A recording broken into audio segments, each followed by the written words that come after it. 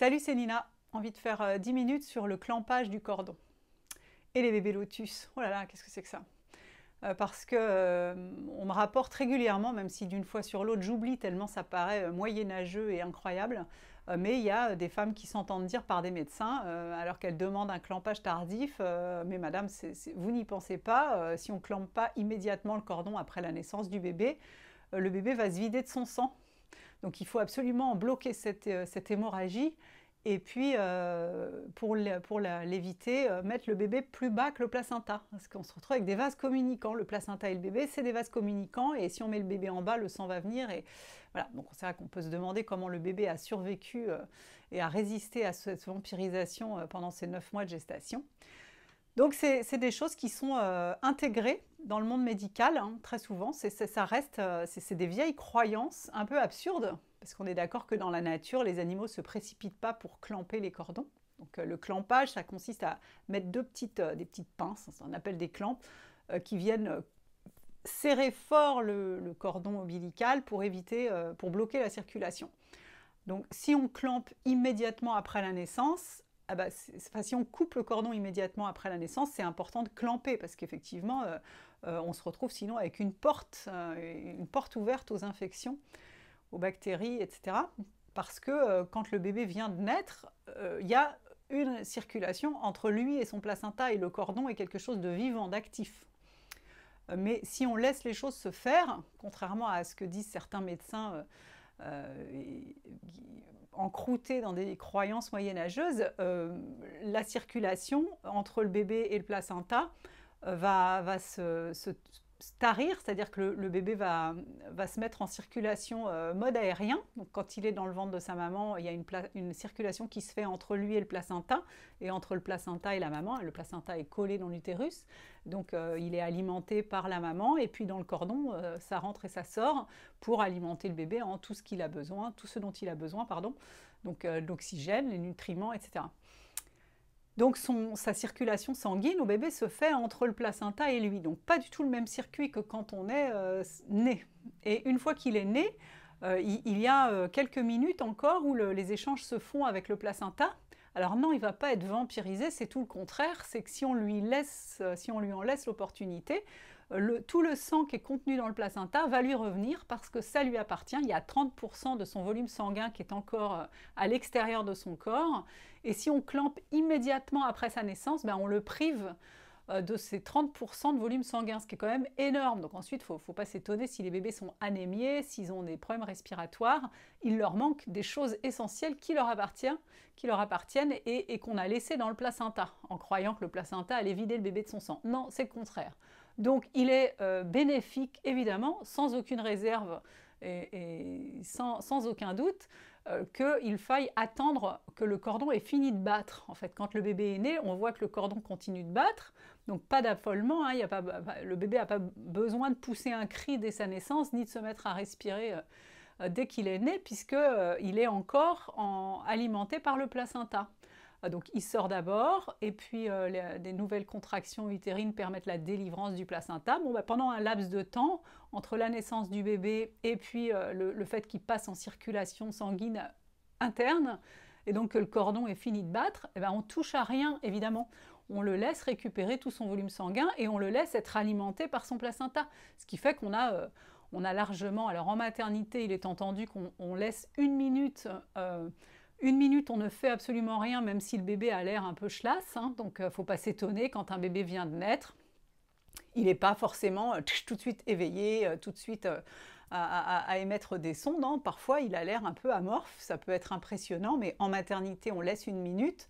Et quand on n'est pas trop stressé, on peut même aller jusqu'à 3 minutes avant que le bébé ne réagisse, puisque de toute façon, il est alimenté en oxygène par son placenta. Voilà. Donc il y a tout un processus qui se fait au niveau pulmonaire, hein, l'essorage des poumons, l'adrénaline qui permet l'ouverture des alvéoles pulmonaire pour passer en respiration aérienne, et puis cette circulation sanguine qui se transforme, hein, qui arrête de passer par le placenta, qui devient juste interne, et à partir de là, on voit que le cordon devient blanc et inerte, il ne bouge plus, exempt, ça devient un petit tube blanc qui ne bouge plus. Donc là, on sait qu'il n'y a plus de sang dans le cordon et que le circuit final est OK. C'est-à-dire qu'il y a des portes qui s'ouvrent, des portes qui se ferment. Hein. C'est incroyable ce qui se passe au moment de la naissance. Et donc là, on peut couper le cordon tranquillement. Il n'y a même plus besoin de clamper. Hein. À partir du moment où le cordon a fini de battre, il ne se passe plus rien. Le nombril devient une porte. Et donc, il n'y a plus de risque. On peut mettre juste une petite ficelle ou rien du tout. Et on peut même faire ce qui se pratique dans certains pays, ce qu'on appelle le bébé lotus. Alors, il y a des pays où c'est une tradition, donc ça a une signification plus d'ordre religieux. Chez nous, ça n'a pas de signification, mais ça devient un peu à la mode. Moi, ça ne me choque pas qu'on fasse le bébé lotus. Ça me dérange beaucoup moins que de clamper et de couper le cordon alors que le bébé vient à peine de naître et que donc une partie de son sang n'est pas dans son corps mais dans le placenta et donc on l'en prive. Voilà, donc le bébé lotus consiste à ne rien faire, c'est-à-dire que le bébé naît, la rencontre maman-bébé, le regard, le shoot d'ocytocine, les contractions utérines qui permettent à la fois d'évacuer le placenta et de refermer l'utérus pour ne pas saigner, donc de ne pas faire d'hémorragie. Et donc on se retrouve avec un bébé et un placenta, tous les deux sortis du corps de la maman. Et il n'y a rien à faire en fait à ce stade-là. Si on veut faire le bébé lotus, eh ben, c'est très bien, on met le placenta dans une bassine avec du sel, des herbes, enfin voilà, je ne vais pas vous donner les recettes ici. Mais dans le doute, on peut ne rien faire. Traditionnellement chez nous, on a coupé, donc il y a un bout de cordon qui reste accroché sur le bébé et qui va tomber tout seul au bout de quelques jours, ce qui donnera le nombril. Et puis si on ne coupe pas le cordon et qu'on laisse le placenta et le bébé attachés ensemble, eh ben, il va se passer la même chose, c'est que le cordon va se détacher du nombril, du ventre du bébé, ça va donner le nombril de la même manière. Donc ça n'a pas d'importance en fait. Alors bon, c'est pas forcément pratique de déplacer un bébé avec son placenta, mais en même temps, dans ses premiers jours de vie, on ne le déplace pas beaucoup. Hein. Il n'y a pas non plus d'urgence à le mettre sous la douche et à le décaper au mustela. Hein. On peut tout simplement le couvrir avec quelque chose de doux et de chaud et puis le laisser tranquille en peau à peau avec sa maman. Enfin voilà, les premiers jours de vie d'un bébé, on ne part pas dans tous les coins, on reste tranquille quoi. Donc c'est pas tellement gênant qu'il y ait un placenta. Bon voilà, pour ma part, j'ai pas fait de placenta lotus parce que je connaissais pas vraiment ça à l'époque et puis bon, ça m'inspirait pas, bref. Mais j'ai gardé les placentas et je les ai mis au pied d'un arbre pour les 6 mois de chacun de mes enfants. On a planté un arbre, on a mis les placentas au pied des arbres. Voilà, ça a été notre manière à nous d'honorer cet organe qui est quand même incroyable. On est d'accord que c'est considéré comme un déchet dans les maternités.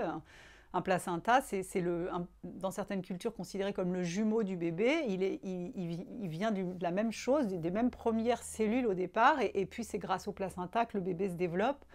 Et donc, c'est un organe complètement dingue. Hein. C'est une glande endocrine temporaire qui pilote la maman au service du bébé. Enfin, c'est dingue, un placenta. Donc, une fois qu'on a mis au monde son bébé, le placenta, d'un coup, prend une autre signification. Donc, voilà, on les a gardés, on les a plantés.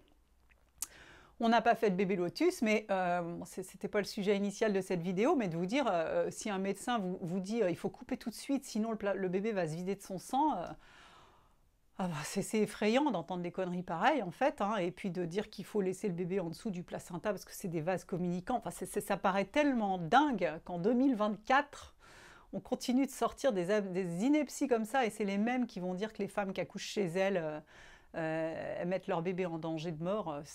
Bon, enfin voilà, vous dire à quel point on part de loin. Donc bon. Moi je pense que c'est un vrai combat à mener, le clampage tardif. Alors l'OMS a sorti des nouvelles règles, à savoir bien sûr il faut attendre au moins 1 minute, dans l'idéal 3 avant de couper le cordon, mais il y en a qui sont conservateurs quand même, hein, ils veulent absolument couper tout de suite. On voit les bébés nés par césarienne, ça arrive qu'on respecte ça, qu'on prenne son temps et qu'il y ait des césariennes qui se passent vraiment dans la douceur, mais en fait quand même souvent on sort le bébé, puis comme c'est pas pratique, on coupe le cordon tout de suite. Enfin, c'est pas rien, on pique une partie de son sang au bébé, voilà, et bon, je ne vais pas ouvrir le débat sur les cellules souches et le don de sang de cordon, mais moi j'estime qu'on donne des choses qui nous appartiennent, et en l'occurrence là, ça n'appartient pas à la mère ni au médecin, ça appartient au bébé. Donc on ne s'emballe pas, on laisse le cordon arrêter de battre pour que le bébé récupère tout son sang, et non, il ne va pas se faire vampiriser par cet organe incroyable qui lui a permis de se développer pendant 9 mois. Non, ce serait quand même très étrange que la nature ait merdé et attendu que l'humain invente les clamps en plastique et ciseaux bien affûtés. Voilà, dans la nature, les femelles ne se précipitent pas, mais souvent elles mangent leur placenta pour ne pas laisser de traces, hein. Je crois que c'est surtout ça. Voilà, donc tranquille avec le clampage du cordon.